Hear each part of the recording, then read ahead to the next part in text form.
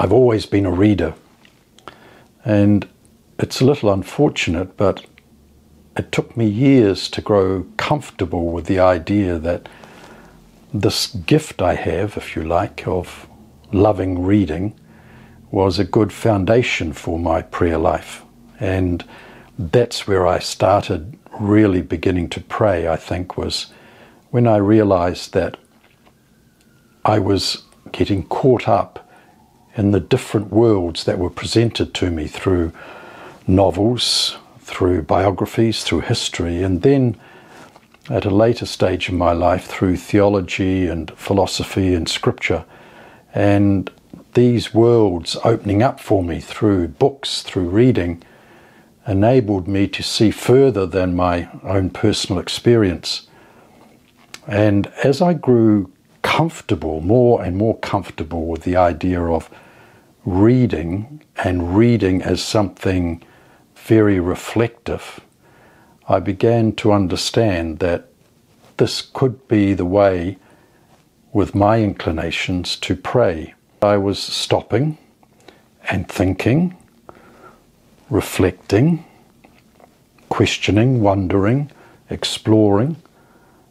and then meditating on what was presented to me in these books as I sort of dug deeper into them. Even though the same reading has helped me understand that I'm quite a broken person, but that brokenness doesn't detract from my belonging here and having a part to play. I often think, for example, when I'm reading the Psalms, how Christ would have understood them, because they were the only scriptures he had, what we call the Old Testament. And so I think about how he understood them, and the great cries for relief, the feeling of desolation at times, the loneliness, the joy at seeing Jerusalem, and so on. The other thing I've noticed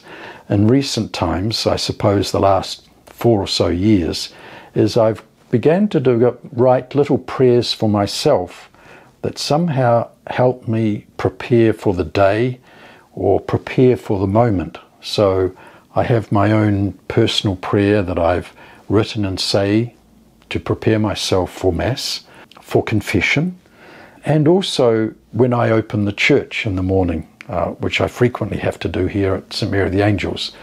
And when the city's very still, I go outside and give a prayer of thanks for creation and the beauty of it,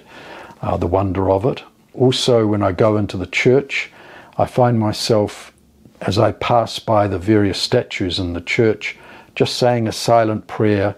through those statues, which reflect what those statues tell me. So St Joseph, Mary, the Holy Family,